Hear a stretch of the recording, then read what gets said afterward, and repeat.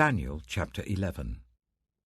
And in the first year of Darius the Mede, I took my stand to support and protect him. Now then, I tell you the truth. 3 more kings will arise in Persia, and then a 4th, who will be far richer than all the others. When he has gained power by his wealth, he will stir up everyone against the kingdom of Greece. Then a mighty king will arise, who will rule with great power and do as he pleases. After he has risen, his empire will be broken up and parcelled out towards the 4 winds of heaven. It will not go to his descendants, nor will it have the power he exercised, because his empire will be uprooted and given to others. The king of the south will become strong, but one of his commanders will become even stronger than he, and will rule his own kingdom with great power. After some years, they will become allies. The daughter of the king of the south will go to the king of the north to make an alliance, but she will not retain her power, and he and his power will not last. In those days she will be betrayed, together with her royal escort and her father, and the one who supported her. Someone from within her family will arise to take her place. He will attack the forces of the king of the north and enter his fortress. He will fight against them and be victorious. He will also seize their gods, their metal images, and their valuable articles of silver and gold, and carry them off to Egypt. For some years he will leave the king of the north alone. Then the king of the north will invade the realm of the king of the south, but will retreat to his own country. His sons will prepare for war and assemble a great army, which will sweep on like an irresistible flood and carry the battle as far as his fortress. Then the king of the south will march out in a rage and fight against the king of the north, who will raise a large army, but it will be defeated. When the army is carried off, the king of the south will be filled with pride and will slaughter many thousands. Yet he will not remain triumphant. For the king of the north will muster another army, larger than the first, and after several years he will advance with a huge army, fully equipped. In those times, many will rise against the king of the south. Those who are violent among your own people will rebel in fulfillment of the vision, but without success. Then the king of the north will come and build up siege ramps and will capture a fortified city. The forces of the south will be powerless to resist. Even their best troops will not have the strength to stand. The invader will do as he pleases. No one will be able to stand against him. He will establish himself in the beautiful land and will have the power to destroy it. He will determine to come with the might of his entire kingdom and will make an alliance with the king of the south. And he will give him a daughter in marriage in order to overthrow the kingdom, but his plans will not succeed or help him. Then he will turn his attention to the coastlands and will take many of them, but a commander will put an end to his insolence and will turn his insolence back on him. After this, he will turn back towards the fortresses of his own country, but will stumble and fall, to be seen no more. His successor will send out a tax collector to maintain the royal splendor.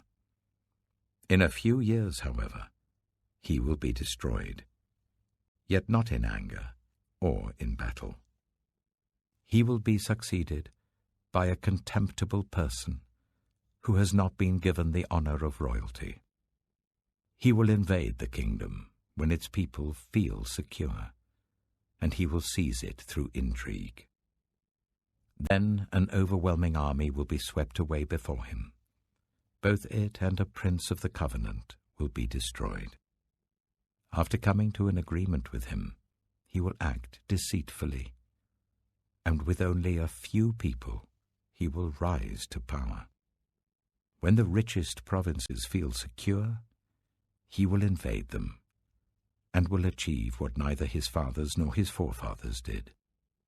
He will distribute plunder, loot, and wealth among his followers. He will plot the overthrow of fortresses, but only for a time. With a large army he will stir up his strength and courage against the king of the south. The king of the south will wage war with a large and very powerful army. But he will not be able to stand because of the plots devised against him. Those who eat from the king's provisions will try to destroy him. His army will be swept away, and many will fall in battle. The two kings, with their hearts bent on evil, will sit at the same table and lie to each other, but to no avail, because an end will still come at the appointed time. The king of the north will return to his own country with great wealth, but his heart will be set against the holy covenant. He will take action against it, and then return to his own country. At the appointed time, he will invade the south again, but this time the outcome will be different from what it was before. Ships of the western coastlands will oppose him, and he will lose heart. Then he will turn back and vent his fury against the holy covenant.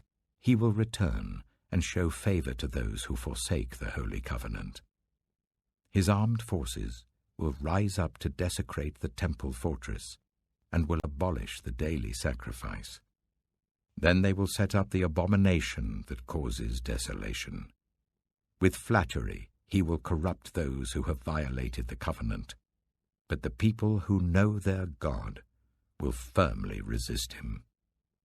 Those who are wise will instruct many, though for a time they will fall by the sword, or be burned or captured or plundered. When they fall, they will receive a little help, and many who are not sincere will join them. Some of the wise will stumble, so that they may be refined, purified, and made spotless until the time of the end, for it will still come at the appointed time. The king will do as he pleases.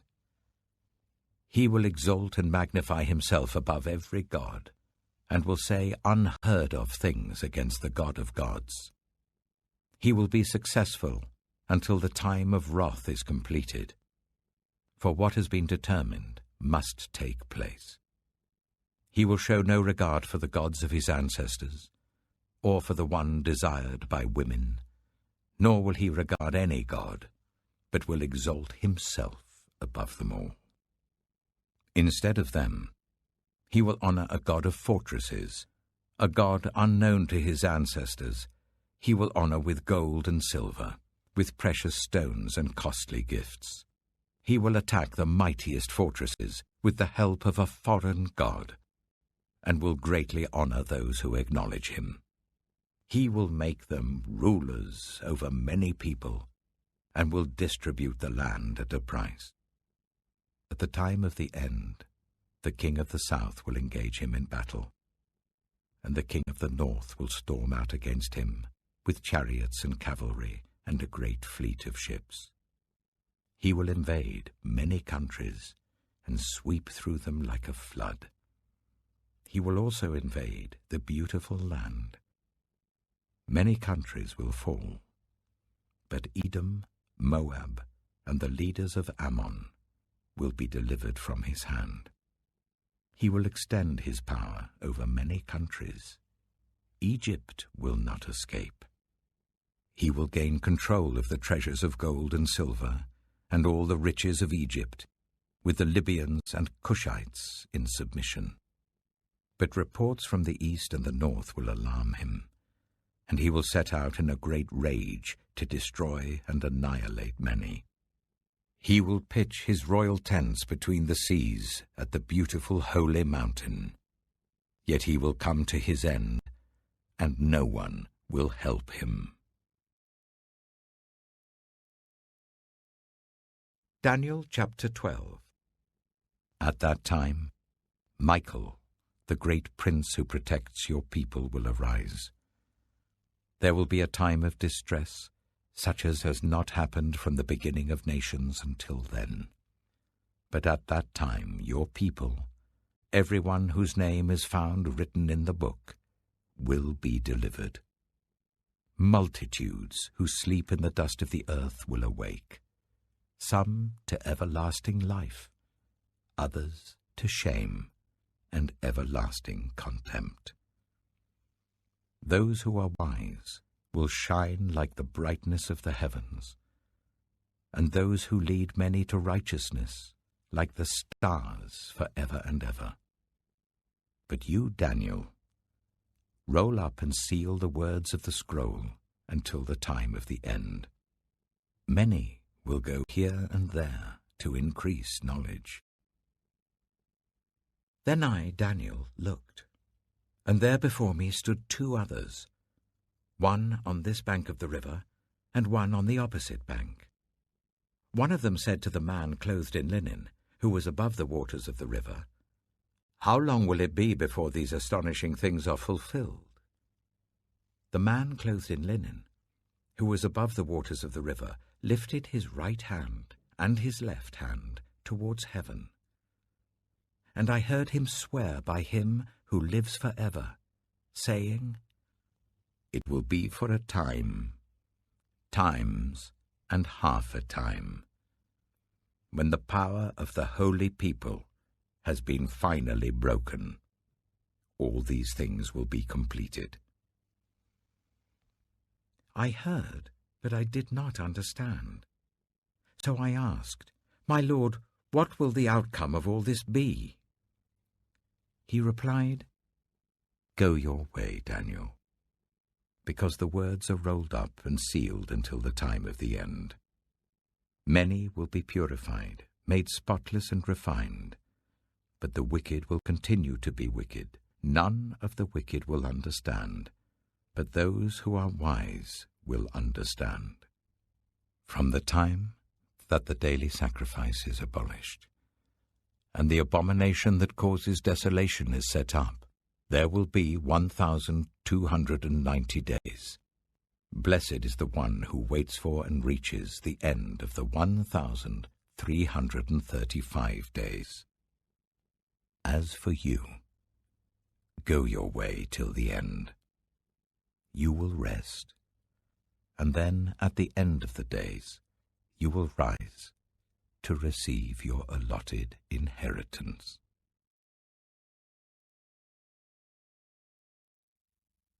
Psalm 130. Out of the depths I cry to you, Lord. Lord, hear my voice. Let your ears be attentive to my cry for mercy. If you, Lord, kept a record of sins, Lord, who could stand? But with you there is forgiveness, so that we can, with reverence, serve you. I wait for the Lord, my whole being waits, and in his word I put my hope. I wait for the Lord, more than watchmen wait for the morning, more than watchmen wait for the morning. Israel, put your hope in the Lord, for with the Lord is unfailing love, and with him is full redemption. He himself will redeem Israel from all their sins.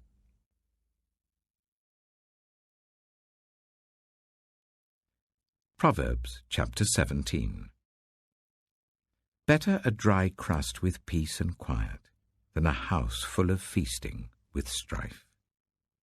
A prudent servant will rule over a disgraceful son, and will share the inheritance as one of the family. The crucible for silver and the furnace for gold, but the Lord tests the heart. A wicked person listens to deceitful lips. A liar pays attention to a destructive tongue. Whoever mocks the poor shows contempt for their Maker. Whoever gloats over disaster will not go unpunished. Children's children are a crown to the aged, and parents are the pride of their children. Eloquent lips are unsuited to a godless fool. How much worse lying lips to a ruler. A bribe is seen as a charm by the one who gives it. They think success will come at every turn. Whoever would foster love covers over an offence, but whoever repeats the matter separates close friends. A rebuke impresses a discerning person more than 100 lashes a fool. Evildoers foster rebellion against God. The messenger of death will be sent against them. Better to meet a bear robbed of her cubs than a fool bent on folly. Evil will never leave the house of one who pays back evil for good. Starting a quarrel is like breaching a dam. So drop the matter before a dispute breaks out. Acquitting the guilty and condemning the innocent, the Lord detests them both. Why should fools have money in hand to buy wisdom when they are not able to understand it? A friend loves at all times, and a brother is born for a time of adversity. One who has no sense shakes hands in pledge and puts up security for a neighbour. Whoever loves a quarrel loves sin. Whoever builds a high gate invites destruction. One whose heart is corrupt does not prosper. One whose tongue is perverse falls into trouble. To have a fool for a child brings grief. There is no joy for the parent of a godless fool. A cheerful heart is good medicine, but a crushed spirit dries up the bones. The wicked accept bribes in secret to pervert the course of justice. A discerning person keeps wisdom in view, but a fool's eyes wander to the ends of the earth. A foolish son brings grief to his father, and bitterness to the mother who bore him. If imposing a fine on the innocent is not good, surely to flog honest officials is not right. The one who has knowledge uses words with restraint, and whoever has understanding is even-tempered. Even fools are thought wise if they keep silent, and discerning if they hold their tongues.